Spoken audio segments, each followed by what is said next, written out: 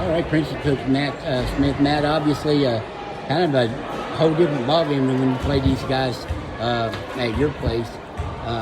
What do you think went wrong tonight, man? We were flat. I don't know if it's like we were talking before you went on, like if it was the layoff and then playing one game on Saturday or what. We came out flat. They came out with energy, especially being senior night, and we never did match that. And then we created a lot of our own problems. Let things bother us that didn't bother us when we played them back home. And I would imagine that 3/4 of single digits is not the kind of basketball that you're used to with a 13-4 basketball team. Yeah, you have to score a few more points to be successful. But again, it was one of those things where I think there was one stretch maybe in the second quarter. I think we cut the lead maybe down to single digits, 7 if I remember correctly. That we actually played with a little bit of intensity, a little bit that like we wanted to match what Woodrow was bringing.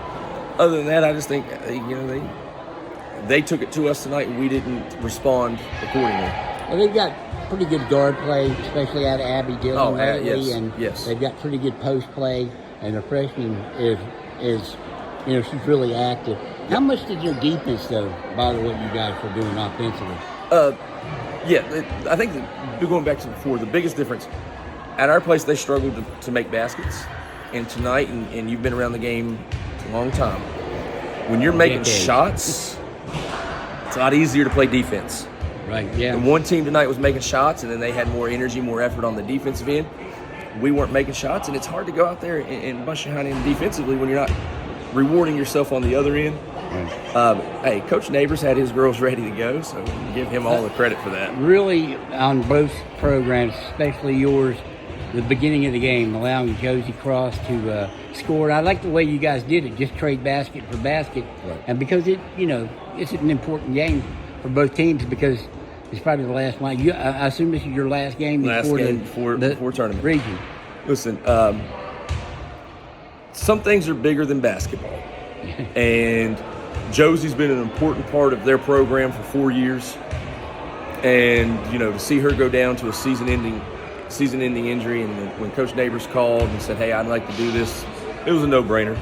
I mean, that's what you do for a kid, especially, a kid who's put so much into it.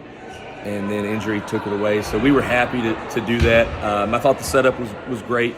Like I said, Coach Neighbors communicated that, and I thought it was fantastic. And, I just, again, once you get past the disappointment of what we did, the most important thing that happened tonight was the beginning of the game, allowing Josie to go out there and do that. That was the most important thing that happened all night. How do you feel you're set up for the playoffs? I mean, you guys aren't in the same class anymore. You guys are still 3A. No, if you would have asked me 4 hours ago, I'd have felt a lot better. Right. No, I think we're set up well. Okay. Of course, you have off nights. Tonight was an off night. I'd rather that happen tonight than Friday. You know this. You've covered a lot of basketball.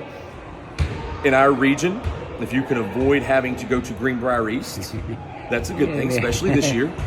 So things are set up well. We're going to have to play well. We got Ripley in the first round. The only team in the region we didn't see. They were actually added in the second time around when they redid the reclass. Yes. Yeah. And so didn't get them on the schedule. So we'll have to go do our homework, and that starts, I guess, tonight. Trying to figure out what we got to do to game plan for them, and if we're fortunate enough to get Ripley on Friday, then we'll start on the weekend getting ready for whoever it might be, either Sissonville or Herbert Hoover the following week. But I like the way we're set up. Listen, I told the girls one night doesn't change the fact that we've been playing really good basketball. Right. Okay. One off night doesn't derail a season unless we allow it to. So we'll chalk this up to it wasn't our night, and we'll get back at it tomorrow and get ready for the postseason play. All right, Matt, I always appreciate it. Hey, appreciate it. Thank you.